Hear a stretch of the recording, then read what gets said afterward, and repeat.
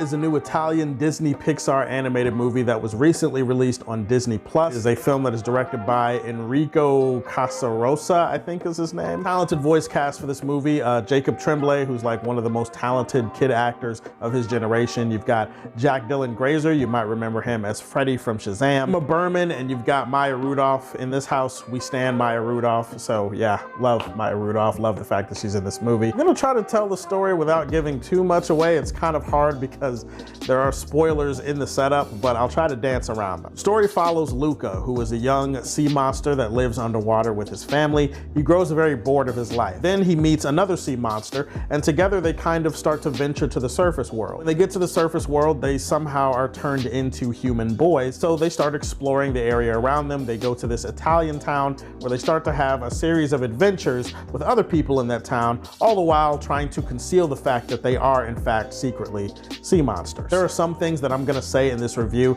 that are not gonna come across as surprising to you. Some of these things you would accept or expect before going into the movie, like you would already know. And so when I tell you it, you're not gonna be surprised. The use of color in this movie, it looks amazing. From a technical standpoint, everything about the animation, there's not a single detail out of place. Voice acting, it's all tremendous stuff. Jacob Tremblay is so great as Luca, and all of these voice actors do an amazing job at capturing their characters. Disney Pixar, they've set a very high bar in terms of animation, in terms of voice acting, and all of that stuff. Everything that ties into making a good animated movie, it's on display in this one. I think there's a really good message in this movie to kids about kind of not being afraid to be yourself, even around other people, even if other people don't like it. I also think that if you're a member of the LGBT community, I think that there's some allegory and some metaphor that you can take away from the story here. The Italian backdrop for the movie is a very welcome and refreshing change, and I also like the fact that this movie kind of allows its world to be a little bit lived in. For example, this is a movie that doesn't bog you down with a lot of exposition or try to explain some of the mythology of its world. Now, some people are gonna be irritated with that. For me, I like the fact that they kind of just left some things to your imagination, and they kind of just wanted to tell the story as simply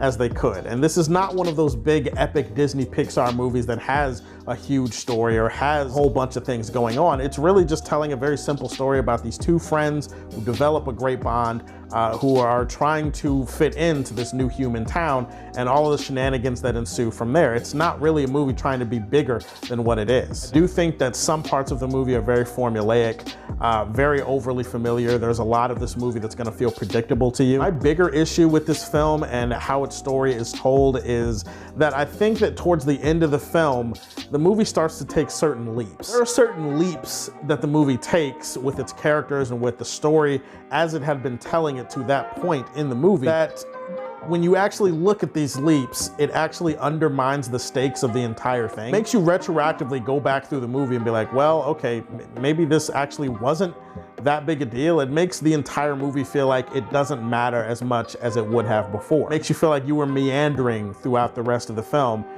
when you get to a certain point. And I feel like when you watch the film, you're gonna know what I'm talking about. Whether you're Italian, whether you're into animation, whether you're into sea monsters, it doesn't really matter what you're into. I feel like this is gonna offer plenty of enjoyment for everybody all around. Luca was a damn solid animated movie with great animation, voice talent, and a good message for kids. I'm gonna leave this one in the Silver Age for Man of Steel. Guys, those are my thoughts on Luca. Have you seen it? What did you think about it? What's your favorite, or give me your top 5 favorite Disney Pixar movies of all time. Put that in the comment section down below. Stay tuned for more videos. Please like and subscribe to the Superfan Show. And if you like what you see, tell me how you feel. Stay tuned to hear more from the Man of Steel.